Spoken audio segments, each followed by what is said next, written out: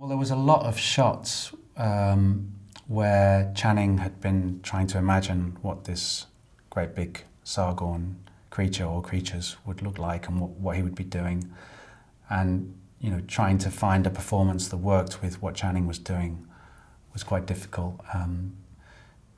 So, I mean, there was an actor that they cast to play Gregan, and whenever there was an acting shot of him, we had that reference, and that was great because he delivered a nice performance. So you had a lot of strong posing, and the acting choices were there. The directors totally bought off on that, and those shots went very smoothly. But the action stuff was harder because it's like a blank canvas. And also there's quite a lot of fully digital shots in that action sequence where we're doing both Channing and the Sargons. And also because you've got a lot of shots of Channing for real in the play, when you're doing him as a digidouble, you have to find some motion that's cool, but also will sit next to a live action shot, and be believable. So an actor has a particular way of doing things, and the limitations of doing a stunt, particularly if you're trying to rollerblade through the air on wires, it's a difficult thing to do and to pull off convincingly and make it look cool.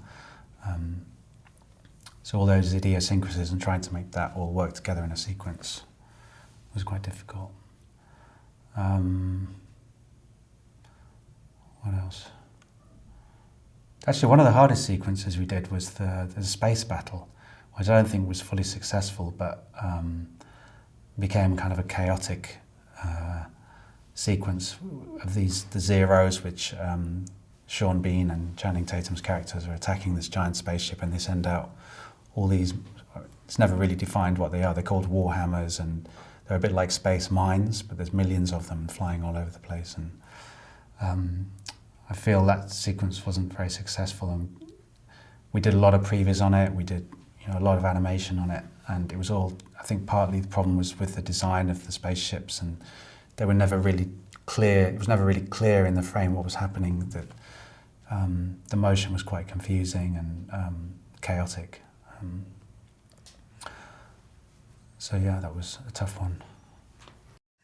Difficult really, I mean, we do shoot ourselves trying to do things, and that gives you some idea, either by trying to do it yourself, you get a feeling of the limitations or how it should feel doing it, so we video ourselves jumping around and kicking things, and but ultimately it just comes down to what looks good on the screen, I think. Beyond that, there's not really any rules.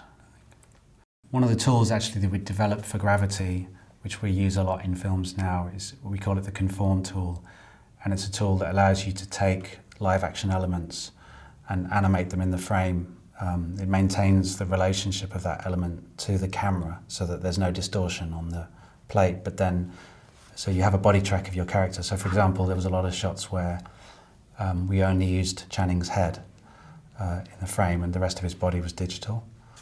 And so you're basically animating him around the frame, but his head, there's a body track or an animation of his body that we're augmenting. But we need to use the live action head. So this conform tool allows us to animate and move the CG character around in the frame, but maintain the relationship of the head to the camera so that there's no sort of distortion and it can be composited all together at the end. So we developed that for Gravity because that's basically what Gravity was. It was like a CG animated film with a live action head. And we were using it in Pan, and we used it on Jupiter Ascending, and it's now very much a key part of the pipeline because it's a recurring requirement. I mean, I think it totally is impacted. I think when a director, or directors in this case, is so invested in the project, they wrote the script, they'd already done a lot of pre-production and previs when we joined the film. They'd already been working on it for a year, and they're so passionate about it, and that is infectious. It was the same on Gravity. Alfonso was consumed by this project, and in so doing, we became consumed, with his passion for the work, and and you feel that investment, the personal investment from the directors. You know, they may spend a lot of time with you, you know, because they understand that, you know, they need to invest to recoup. You know, they actually come to Framestore and meet the team, and they want to meet people and make sure they understand and explain. It's a very kind of organic thing, and it's what makes the job done so fun. You know, you don't feel like just an anonymous person in a factory, you know, following direction from somebody, you know, 1,000 miles away. And I think it shows in the work. You know, I certainly think that's one of the reasons Gravity was, you know, so strong visually, that, you know, Alfonso was there all the time, talking to everyone and, you know, pushing everyone forward. Well, as I get older, I guess I see guys my age and kind of becoming a bit disillusioned and bored and disenfranchised maybe. And I think, you know, instinctively I'm drawn to juniors, because there's this sort of passion and enthusiasm for the work. Maybe to some extent it's naive, but I think as you get older and you work in the business, you kind of need to hold on to that. And probably the only way is to just always be ambitious, always try and strive to do something different, something new. Never try and repeat the kind of project you've worked on. Keep challenging yourself. I think if you're ambitious and you set yourself goals and new challenges, you'll always be motivated. You'll always think, right, I haven't done this yet, I've got to do, this is a new thing I need to do. And I think that will sort of serve you, will take you through a career, and you'll always be striving for something. That's the main thing. You know, if I felt I was just turning up for a job for my paycheck, I think I'd really struggle to get out of bed. You know, and I think that's where a lot of people fall into that trap. It doesn't. I think when you're young as well, you're eager to prove yourself and earn some decent money, so you're kind of naturally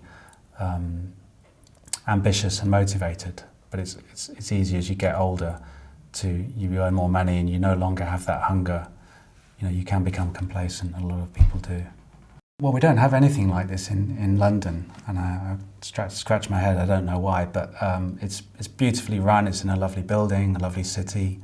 There's a natural enthusiasm and passion for the work. It feels very genuine, and it's not sort of too dominated by any one particular industry or business. So it just feels like a very open and friendly atmosphere, and so just a nice place to come and meet. I've met a lot of great people, had some interesting conversations. So yeah, it's been great.